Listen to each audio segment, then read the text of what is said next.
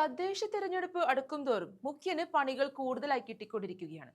മുഖ്യമന്ത്രി പിണറായി വിജയന്റെ മകൾ വീണ വിജയൻ ഉൾപ്പെട്ട മാസപ്പടി വിവാദത്തിൽ CBI അന്വേഷണം വേണമെന്നുള്ള ഹർജി ഹൈക്കോടതിയുടെ പുതിയ ബെഞ്ച് വിശദമായ വാദം കേൾക്കുമെന്നാണ് അറിയാൻ കഴിയുന്നത്. ജസ്റ്റിസ് അനിൽ നരേന്ദ്രൻ അധ്യക്ഷനായ ബെഞ്ച് ഹർജി ഫയൽ സ്വീകരിച്ചു.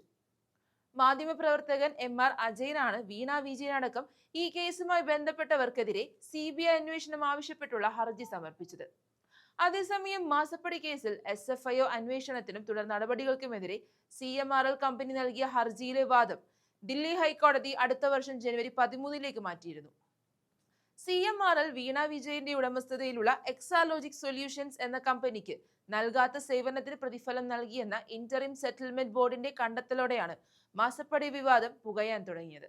ഏകദേശം 1.72 കോടി രൂപ CMRL നിന്നും എക്സാലോജിക് സൊല്യൂഷൻസ് കൈപ്പറ്റിയതായാണ് കണ്ടെത്തൽ. എക്സാലോജിക് വീണ വിജയന്റെ ഉടമസ്ഥതയിലുള്ള കമ്പനിയായതിനാൽ മുഖ്യനെയും ഈ കേസ് വല്ലാതെ വെട്ടിലാക്കി. ഒരു തരത്തിലും ഊരിപ്പോകാൻ കഴിയാത്ത വിധം പൂട്ടിക്കളഞ്ഞു. 2017 മുതൽ 20 വരെയുള്ള കാലയളവിലാണ് ഈ തട്ടിപ്പ് നടന്നിരിക്കുന്നത്. തട്ടിപ്പ് പുറത്തു വന്നതിന് പിന്നാലെ പിണറായി വിജയനും മകൾക്കുമെതിരെ കടുത്ത പ്രതിഷേധങ്ങളാണ് പ്രതിപക്ഷം ഉയർത്തിയിരുന്നത്. ഇതിനു പുറമെ മൂവാറ്റുപുഴ MLA മാത്യു കുഴൽനാടൻ ഈ വിഷയം നിയമസഭയിൽ ഉന്നയിക്കുകയും വിഷയം കത്തിപ്പടരുകയും ചെയ്തിരുന്നു. കേസിൽ അഴിമതി നിരോധന നിയമപ്രകാരം കേസെടുക്കണമെന്ന് മാത്യു കുഴൽനാടൻ ആവശ്യപ്പെട്ടു. കൂടാതെ വീണ വിജയന്റെ ഭർത്താവും മന്ത്രിയുമായ മുഹമ്മദ് റിയാസ് തിരഞ്ഞെടുപ്പിൽ മത്സരിക്കാൻ നൽകിയ സത്യവാങ്മൂലത്തിൽ ഭാര്യയുടെ വരുമാനത്തിൽ ഈ തുക ഉൾപ്പെടുത്തിയിട്ടുണ്ടോ എന്ന് പരിശോധിക്കണമെന്നും MLA ആവശ്യപ്പെട്ടിരുന്നു. എന്നാൽ വീണയെ അനുകൂലിക്കുന്ന സമീപനമാണ് CPM നടത്തിയത്.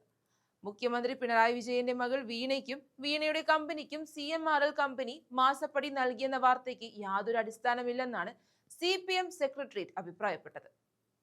ഇതിനിടെയാണ് SFIO അന്വേഷണത്തിനായി വരുന്നത്. ഏതായാലും CBI അന്വേഷണം വന്നു കഴിഞ്ഞാൽ മുഖ്യന്റെ കാര്യവും മകളുടെ കാര്യവും കഷ്ടത്തിലാകുമെന്ന് തീർച്ചയാണ്.